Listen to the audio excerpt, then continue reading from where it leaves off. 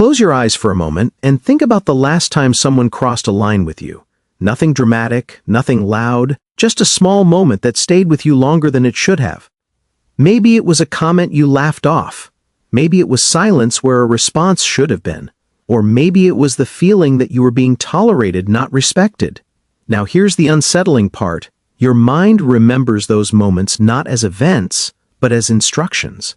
Instructions about how much you matter. Most people believe disrespect is obvious. They think it announces itself with anger or insults. But the forms that damage you the most rarely raise their voice. They whisper.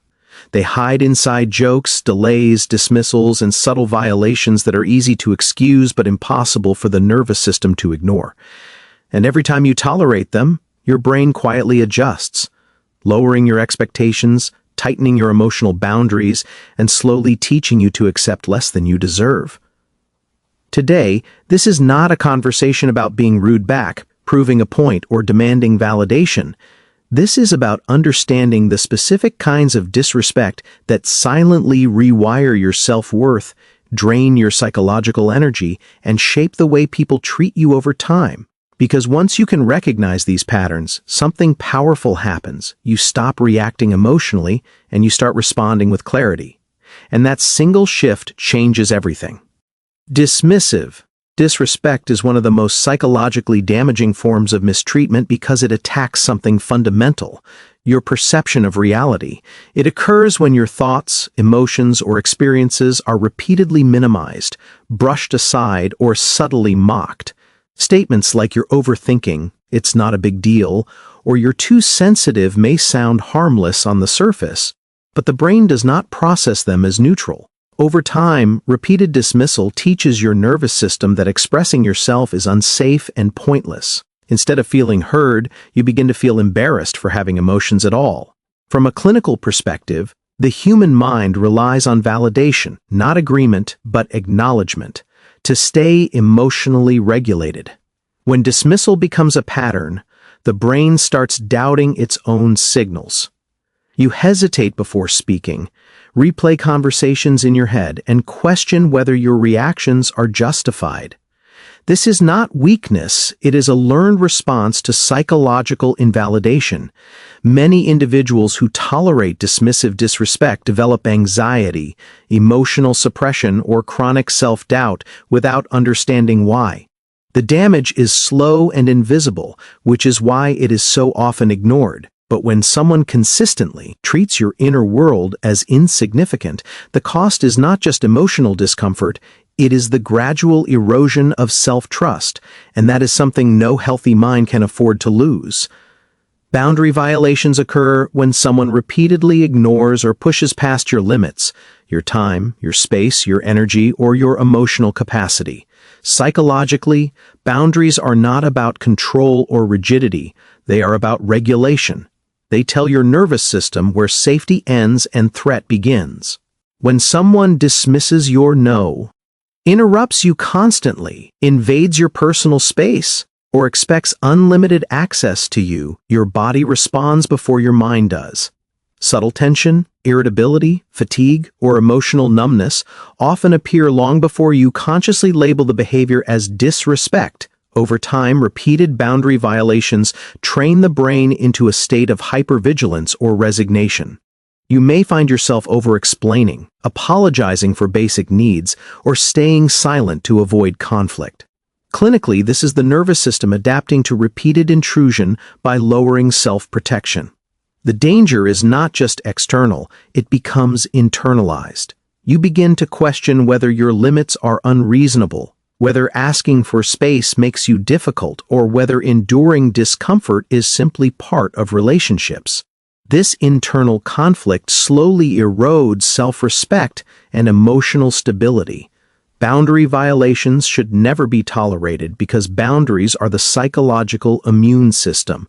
When they are ignored, the mind does not become stronger. It becomes depleted, overstimulated, and increasingly disconnected from its own needs. Conditional respect is one of the most subtle yet corrosive forms of disrespect because it disguises control as approval. It appears when respect, kindness, or acknowledgement is given only when you comply, perform, agree, or remain convenient. The message is rarely spoken directly, but the brain receives it clearly. You are valued for what you provide, not for who you are. Psychologically, this creates a constant state of self-monitoring, where you begin adjusting your behavior to maintain acceptance rather than expressing your authentic self. From a clinical standpoint, conditional respect activates deep attachment patterns. The nervous system starts associating safety with compliance and rejection with independence. Over time, this leads to people-pleasing, fear of disagreement, and emotional exhaustion. You may notice yourself suppressing opinions, tolerating unfair treatment, or over-functioning in relationships just to preserve harmony. The danger lies in how gradually this becomes normal. Self-worth turns into a performance, and rest feels undeserved. This is not a healthy relational dynamic, it is psychological negotiation for basic dignity. Conditional respect should never be tolerated because it trains the mind to abandon authenticity in exchange for temporary approval. When respect must be earned through self-erasure, the cost is not just emotional fatigue, it is the slow loss of identity and inner stability. Public undermining is a particularly damaging form of disrespect because it targets both your self-image and your social safety at the same time. It often disguises itself as humor, sarcasm, or just being honest, but the psychological impact is precise and intentional. When someone corrects you unnecessarily, makes jokes at your expense, interrupts you, or questions your competence in front of others, your brain registers this as a social threat. Humans are neurologically wired to fear public devaluation because belonging is tied to survival. Even if you laugh it off externally, your nervous system does not dismiss it. The body reacts with tension, increased heart rate, or sudden mental blankness. Over time, repeated public undermining conditions the brain to associate visibility with danger.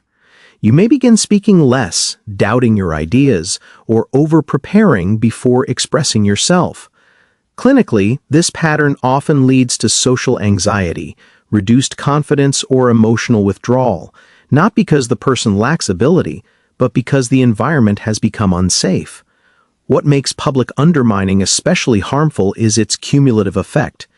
Each moment subtly reshapes how you see yourself in social spaces. This form of disrespect should never be tolerated because respect is not just private, it must exist where others can see it. When dignity is compromised publicly, the mind learns to shrink itself to stay safe, and that psychological contraction has long-term consequences. Chronic invalidation through silence or neglect is one of the most misunderstood forms of disrespect because it leaves no visible conflict to point to. There are no harsh words, no obvious arguments, just absence. Messages go unanswered, concerns are repeatedly postponed, and your presence feels optional rather than valued. Psychologically, the brain does not interpret consistent silence as neutrality, it interprets it as rejection. The nervous system is highly sensitive to social responsiveness, and when that responsiveness is repeatedly withheld, the mind begins to internalize the message that it does not matter.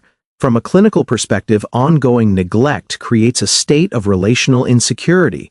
You may find yourself over-explaining, checking your phone compulsively, or minimizing your own needs to avoid being perceived as demanding.